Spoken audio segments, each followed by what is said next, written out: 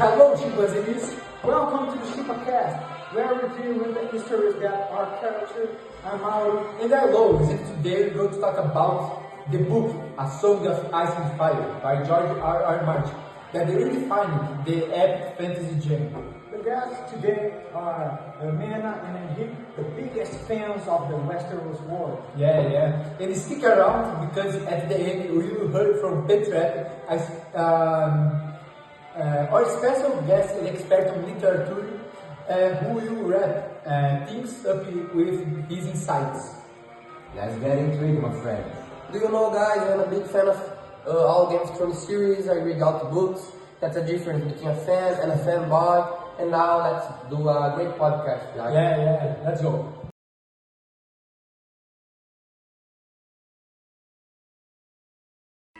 So let's begin.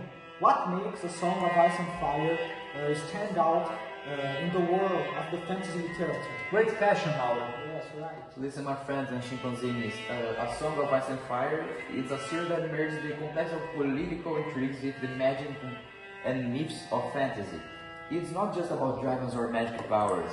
It's about peoples who are fighting for power in a world of honor and loyalty are hard commodities. Yeah. For example, in the middle of the trail, I quote the little finger, the biggest motherfucker of the Western Yes, world. I agree with you. And a personification of power is the mighty Tywin Lannister, né? A biggest Lannister of our history.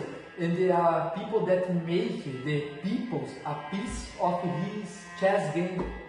Other example is like Daenerys become a tyrant because of power. Yeah. And it's brutal. No one is safe. Not even the main characters. George gives us illusions that you'll all be okay, but no one is succeeding to the threat.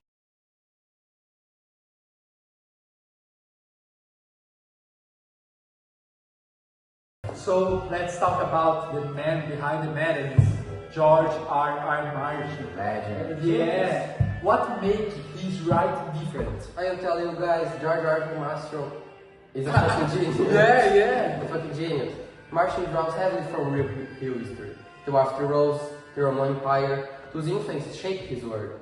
It's not fantasy, it's a vacuum. The world that he's built is dense with political and cultural history. Yeah. Martin breaks from the mold. There is no chosen one, no destined savior. He flips those classic tropes. Characters are drawn by trauma, ideology, fear, love. Yeah. That makes them believable. Yes, the book in the series introduced us the Red Wedding, which frustrated many peoples. Yeah, Martin is a master of narrative tension, suspense. You turn every page with dread because you know no one is safe, and still you can't stop reading.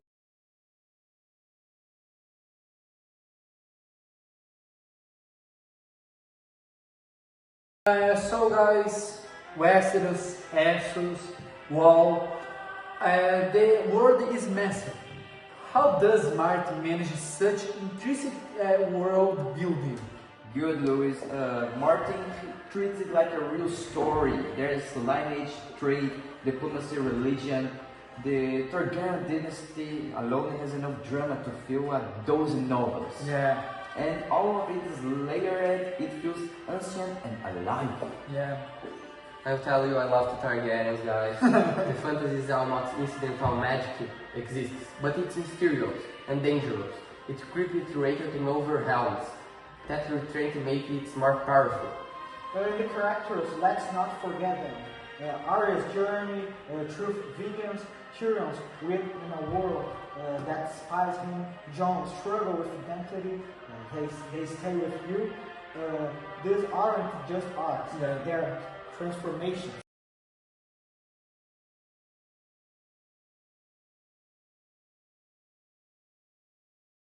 And now, to close things out, we call the Petreco, the expert in fantasy literature. What do you take away from A Song of Ice and Fire? That's for you, Patricia. Hello guys, how are you? I'm so happy to stay here on the podcast. Martin's work reflected the messiness of the real world. There are no simple answers, only choices and consequences. Power is never pure. Order don't guarantee survival. The world don't bend for idealistics.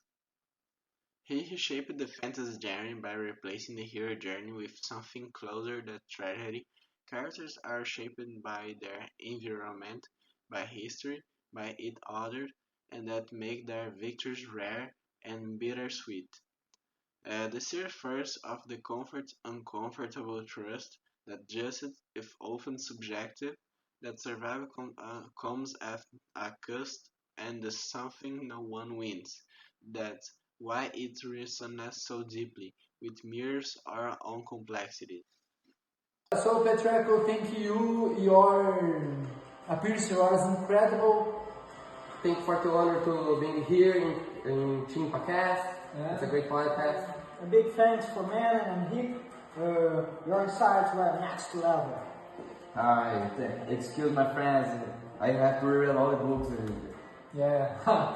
I've barely scratched the surface and we are ready to drink of what we missed.